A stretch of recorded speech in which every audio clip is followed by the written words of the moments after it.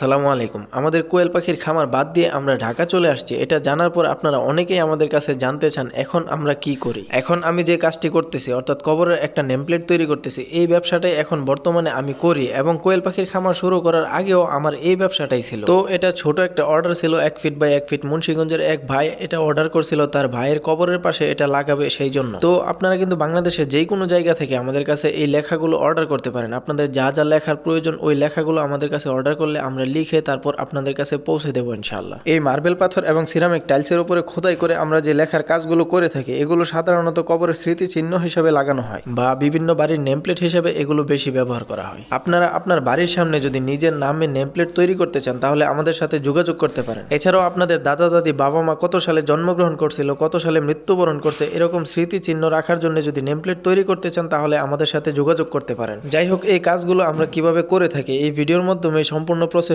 আপনাদেরকে দেখানোর চেষ্টা করবো ইনশাআল্লাহ। এই ভিডিওর শুরুতেই আপনাদেরকে দেখাইছিলাম 1 ফিট বাই 1 ফিট একটা মার্বেল পাথর ঘষে পলিশ করতেছিলাম। পলিশ করার কাজ শেষ হওয়ার পর মার্বেলের উপরে আমরা একটা স্টিকার বসিয়ে দিয়েছিলাম। আমাদের কাছে যে কোনো মানুষ যে কোনো ধরনের লেখাই দেখ, সেটাকে আমরা কম্পিউটারে ডিজাইন করে তারপর মেশিনে কাটিং করে মার্বেলের উপর বসিয়ে কাটিং করা অক্ষরগুলো আমরা উঠিয়ে ফেলি। অক্ষরগুলো উঠানোর পর ভালোভাবে শুকিয়ে তারপর 40 মিনিট থেকে 1 ঘন্টার মতো আমরা কেমিক্যালে ভিজিয়ে রাখি এটা খোদাই হওয়ার জন্য। আমাদের পরিমাণ মতো খোদাই হওয়ার পরে ভালোভাবে আবারও শুকিয়ে তারপর যার যার চাহিদা অনুযায়ী আমরা কালার করে দিই। খোদাই করা মার্বেল বা সিরামিক টাইলসের উপরে এই কালারগুলোই টিকে বছরের পর বছর। কাস্টমারের চাহিদা অনুযায়ী কালার করার পরে এটাকে আমরা একদিন বা তারও বেশি সময় ভালোভাবে শুকাতে দিই। এই কাজগুলো করার সময় যত বেশি শুকায় আমাদের কাজগুলো ততই নিখুঁত হয়। কালারগুলো ভালোভাবে শুকানোর পর মার্বেলের উপরে যে স্টিকারটা থাকে সেটা আমরা উঠিয়ে ফেলি। স্টিকারগুলো সম্পূর্ণভাবে উঠানোর পর আমরা এটাকে লাস্ট বার আবারও পলিশ করি, তারপর কাস্টমারকে দেওয়ার জন্য প্রস্তুত হয়। যাই হোক, আপনারা যদি আপনাদের আত্মীয় স্বজনের কবরের পাশে এরকম স্মৃতিচিহ্ন হিসেবে নেমপ্লেট লাগাতে চান বা বাড়ির নেমপ্লেট লাগাতে চান তাহলে আমাদের সাথে যোগাযোগ করতে পারেন। আমরা সারা বাংলাদেশে যে কোনো জায়গায় এগুলো পৌঁছে দেবো ইনশাআল্লাহ। ভিডিওর স্ক্রিনে আমাদের হোয়াটসঅ্যাপ নাম্বার দেওয়া থাকবে, আপনারা চাইলে সরাসরি আমার সাথে যোগাযোগ করতে পারেন। এছাড়াও আমরা বিভিন্ন আইটেমের উপর লেখার কাজগুলো করে থাকি। পরবর্তী অন্য কোনো ভিডিওতে আরো অনেকগুলো স্যাম্পল নিয়ে আসার চেষ্টা করবো ইনশাআল্লাহ।